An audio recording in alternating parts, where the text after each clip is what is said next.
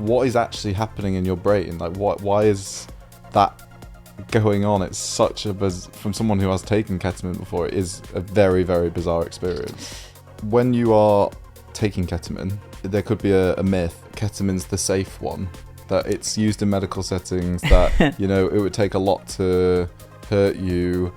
So how true is that?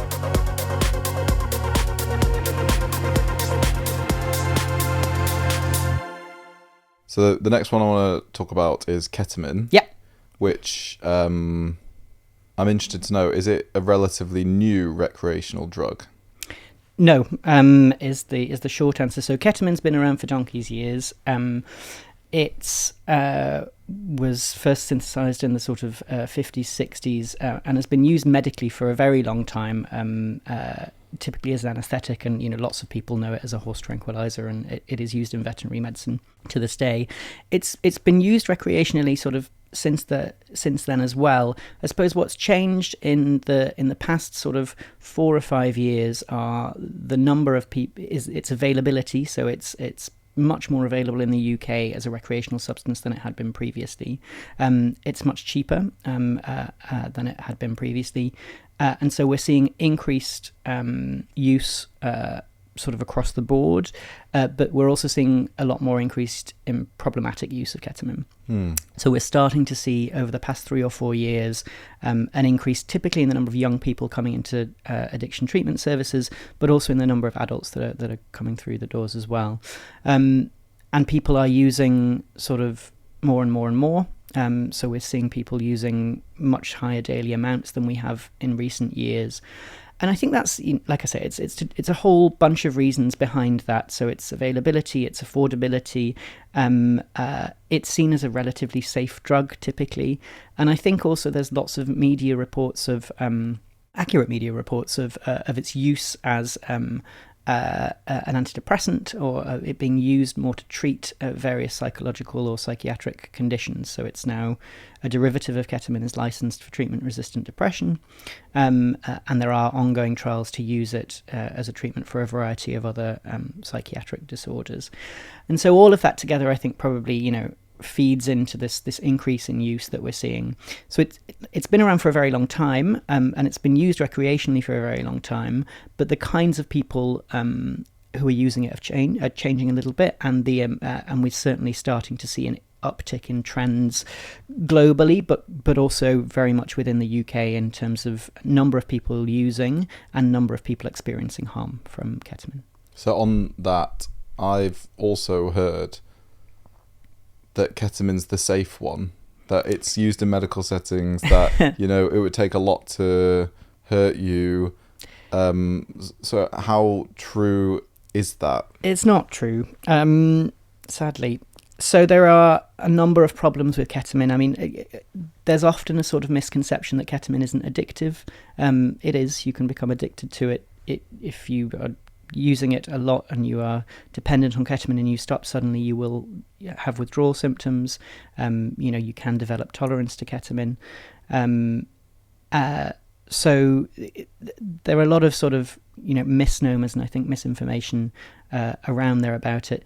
The main effects that people come to us with in clinic are struggling to cut down or finding that it's impacting on their mental or physical health. But ketamine specifically has physical health implications over and above some of the other drugs that we were talking about. So it can cause problems with the bladder, and so it can be directly toxic to the lining of the bladder, and it can also cause inflammation around the bladder. So the majority of people who come to the attention of services who are regular users of ketamine typically do so through bladder, not typically, but can do so through bladder symptoms. So they're starting to get more frequent UTIs, they're starting to get pain when they pass water, or they're starting to see blood in their urine, those kind of things. And there's a whole spectrum of bladder problems that are associated with ketamine, but right up into people needing reconstructive bladder surgery or needing tubes to be attached to their kidneys to be ordered in order to alleviate pressure from trapped urine. And we're seeing more and more cases of bladder surgeries and needing for intervention by urologists across the country. So that's one of the things that we see that sort of shows us that there's more ketamine out there, and there's more ketamine being used, and there's more people experiencing harm. So bladder harms are particularly worrying. Addiction to ketamine is particularly worrying, and people can often have other symptoms that are particularly debilitating when they're using ketamine. So K-cramps are particularly common. So these are sort of strong abdominal or tummy pains that are associated with taking ketamine, we're seeing a lot more of those in services than we have in recent years. And when somebody takes ketamine, so they do a line of ketamine, which is actually quite a lot, right? Because ketamine in dosage world is you need a very small amount compared to a line of cocaine to affect you. Yeah, so sort of common doses of ketamine probably range between about 30 and 70 milligrams, roughly. I mean, it depends how much you're using, depends what you're buying, depends on the adulterants, everything that we've been saying before. And the sort of vague rule of thumb is that if you're taking over 100 milligrams, that's when you're more likely to experience K-hole effects. But obviously, people who are smaller, people who haven't taken it before, people who are naive, people who are taking doses that they don't realise, it can all have different subjective effects on people, but sort of, your run-of-the-mill doses typically anywhere between 30 and 70 milligrams.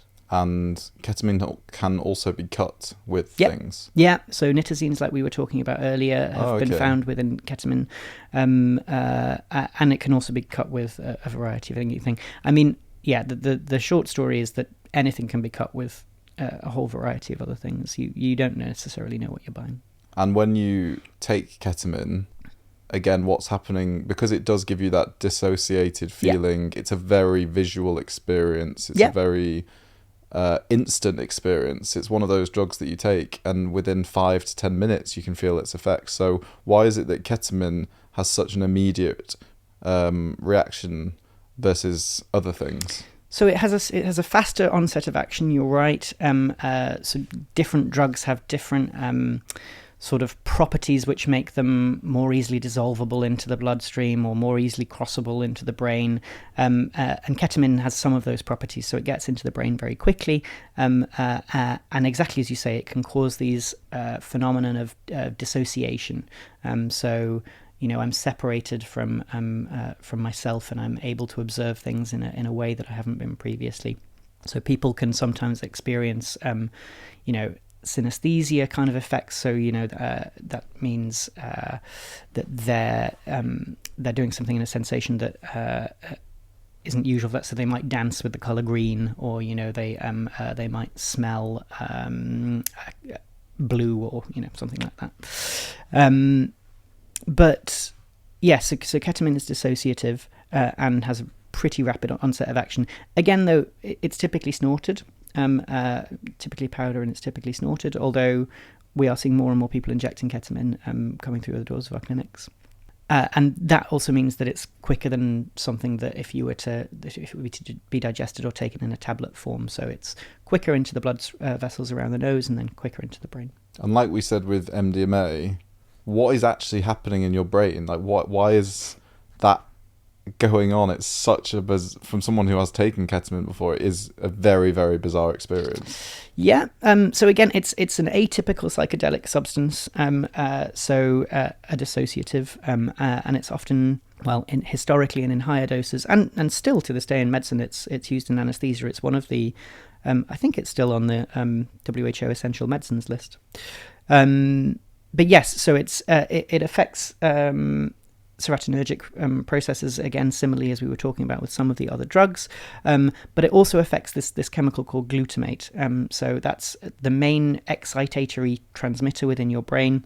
So it interacts with the glutamate system to make everything faster, and changes the way glutamate sort of operates within the brain to facilitate these subjective experiences of dissociation. And am I right in thinking ketamine wears off quicker compared to other drugs?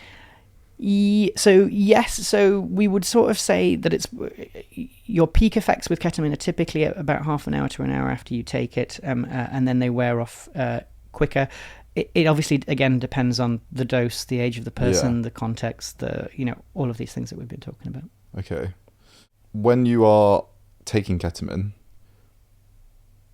there could be a myth that let's say it's pure ketamine, you can't overdose from ketamine. Ketamine, isn't going to kill you. If you do endless amounts of cocaine, you will die of a heart attack. If you do loads of G, or even, we'll get on to G, but if you do even the smallest amounts of G, too much G, then that will kill you on the spot, potentially.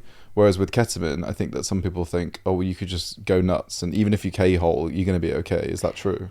No, you can overdose and you can become over-intoxicated with ketamine, and there have been a number of ketamine deaths reported worldwide in which people have been intoxicated with ketamine and either needed treatment in emergency departments or intensive care units, or have died due to the acute effects of ketamine. So no, it is sadly very possible.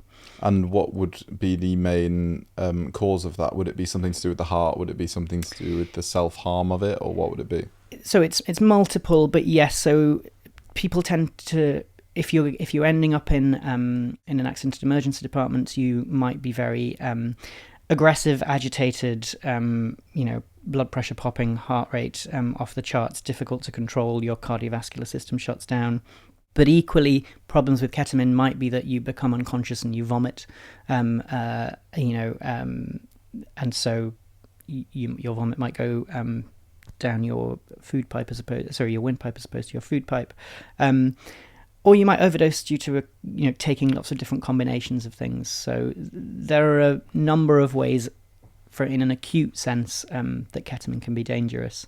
And like I say, there have been a number of cases where people have died due to ketamine. It's typically not a drug people take on its own. So in terms of drug-related deaths that implicate ketamine, the majority of people will have multiple substances on board that have been contributory to death, but ketamine itself is implicated in a number of deaths. Okay. So this particular drug, from what I know about it, I haven't tried it myself, is something that people do on its own due to the fact that if you mix this with other things, there could be very severe consequences. Yes and no. Oh, are we talking about G? We're talking about G.